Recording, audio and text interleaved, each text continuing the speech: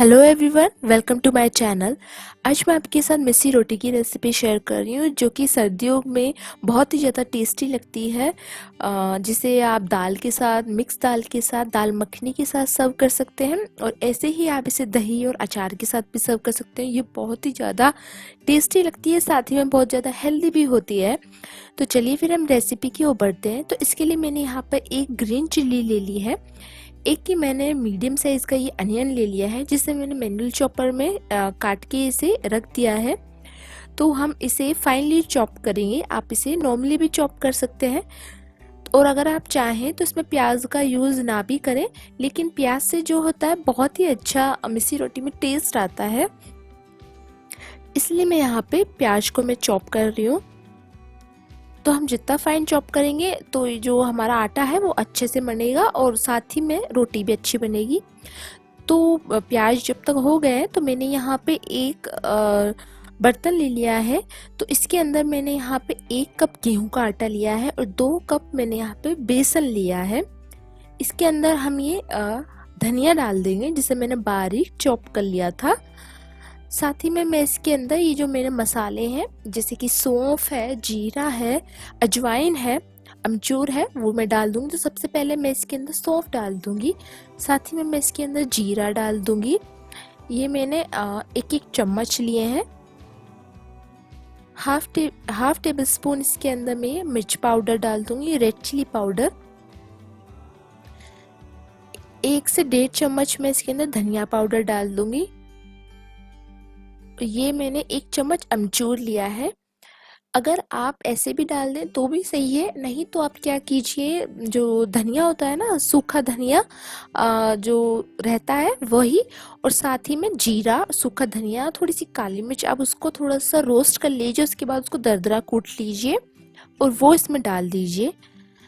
तो ये मैं अजवाइन अब इसके अंदर डाल रही हूँ। तो मैंने क्रश करके अजवाइन डाली। अगर आपको अजवाइन का फ्लेवर पसंद नहीं है तो आप इसे स्किप भी कर सकते हैं, लेकिन अजवाइन से इसमें बेसन वाली चीज़ें और टेस्ट बहुत अच्छा आता है।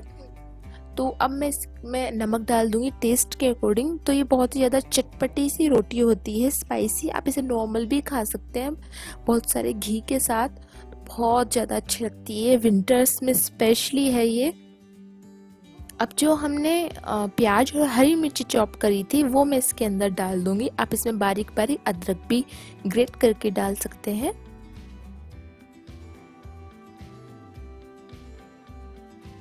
तो मैंने यहाँ पे 1 कप आटा लिया है, नॉर्मल आटा, गेहूं का आटा, और 2 कप मैंने बेसन लिया है। तो 1 कप से थोड़ा सा मैंने 1/4 कप जो आटा है वो बचा के रखा है, इसे हम बाद में यूज़ करेंगे। तो मैंने प्याज और हरी मिर्च भी अच्छे से डाल दिया है। तो पहले हम इन सब चीज़ों को अच्छे से मिलाएंगे। एक साथ हमें पानी नहीं डालना है अभी इसके अंदर, पहले अभी हमें इन चीज़ों को मिलाना है, क्योंकि प्याज में भी अपना एक पानी होता है, तो उससे आटा जो होता है वो गीला ही हो जाता है। अब इसके अंदर मैं ये यहाँ पे 2 चम्मच में इसके अंदर घी डाल रही हूँ, ताकि ये थोड़ी सी मॉइस्ट बने और क्रंची बने, जो टेस्ट बहुत अच्छा आएगा इससे। और अब इन सब चीज़ों को हम अच्छे से मिला लेंगे।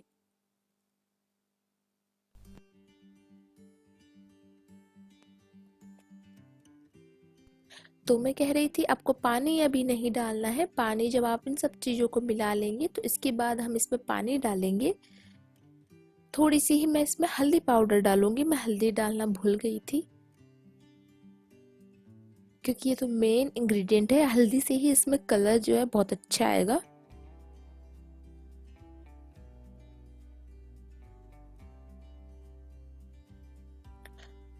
और ये है कसूरी मेथी, ड्राइड कसूरी मेथी है। आप चाहे तो इसमें फ्रेश मेथी भी ले सकते हैं, इसे बारीक चॉप कर लीजिए। नहीं तो आप ड्राइड कसूरी मेथी आपके पास है तो उसे ज़रूर डालिए, उससे इसमें जो टेस्ट और फ्रेग्रेंस है बहुत अच्छी आती है। अब मैं जो है मैंने ल्यूकॉम वाटर ले लिया है, थोड़ा सा गर्म पानी ले लिया है, इससे हम आटा गूंथेंगे। तो ये इजीली गुज जाता है, इसमें कोई ज़्यादा हमें डिफ़िकल्टी नहीं होती है। तो थोड़ा थोड़ा करके आप इसे पानी डालिए। अगर आप एक साथ पानी डाल देंगे तो क्या होगा, बेसन है तो वो बहुत ज़्यादा जल्दी एकदम गीला हो जाएगा। तो इसलिए आप पहले हल्का हल्का पानी डालिए, फिर आटे को गूंथ के देखिए, उसके बाद आप इसे बना लीजिए। ज़्यादा पानी इसमें यूज़ नहीं होगा क्योंकि प्याज में भी पानी ही रहता है अपना, इसलिए। तो इसे अच्छे से रब करके हम इसका एक आटा अच्छे से तैयार कर लेंगे, स्मूथ आटा तैयार कर लेंगे। और इसे रेस्टिंग टाइम, अब जो मैंने आटा बचा के रखा था 1/4 कप, वो मैं इसके अंदर डाल दूँगी क्योंकि बेसन जो है थोड़ा सा चिपचिपा हो जाता है। तो इस टाइम पे आटा डालने से क्या होगा कि ये आटा जो है स्मूथ हो जाएगा और अच्छे से ये हो जाएगा।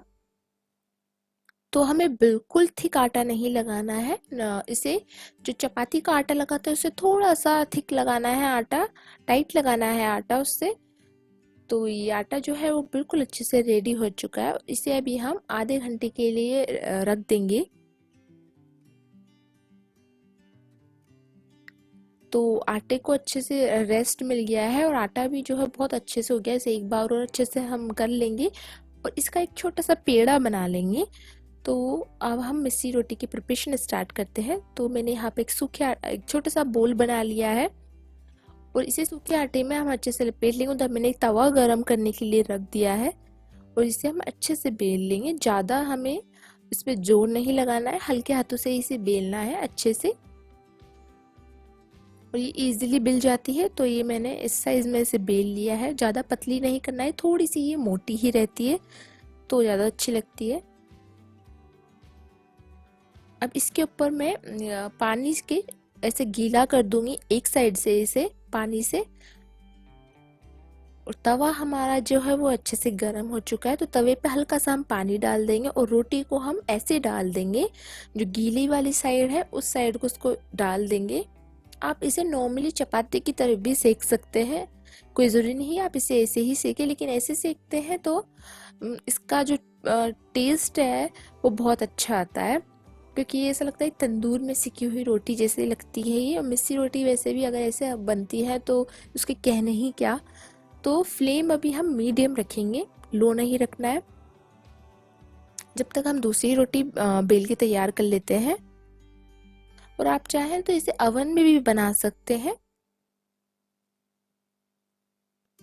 तो आप देख सकते हैं अभी ये हल्की हल्की ऊपर से जो है फूलना स्टार्ट हो चुकी है। तो अब हम तवे को उल्टा करेंगे और इसे फ्लेम के ऊपर इसे सेक लेंगे, इसे राउंड राउंड घुमाते हुए, ताकि दो साइड से और सब जगह से अच्छे से सेक जाए।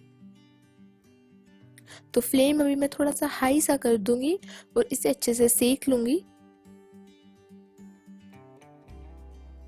तो इसे सेकने में टाइम तो थोड़ा लगता ही है, क्योंकि एक तो ये बेसन भी है इसके अंदर, तो बेसन वाली चीज़ों में तो थोड़ा सा टाइम लगता है। तो आपको थोड़ा पेशेंस रखने की ज़रूरत है।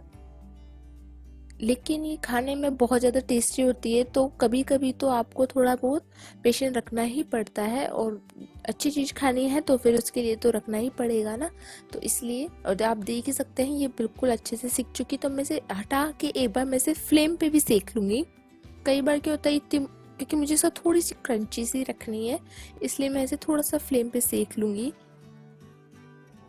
तो ये 2-3 मिनट में ईजिली सिक जाती है।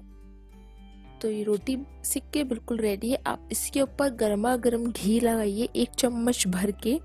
तो मैं तो इसके ऊपर अच्छे से घी लगाती हूँ।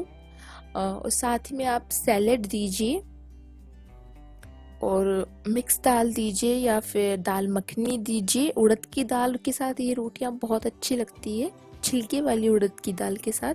तो रोटी देखिए आप बहुत ही अच्छे से तैयार है। साथ में मैंने प्याज काट लिया है, दाल में भी अच्छे से मैंने घी डाल लिया है 1 चम्मच। तो ये थाली बिल्कुल परफेक्ट रेडी है।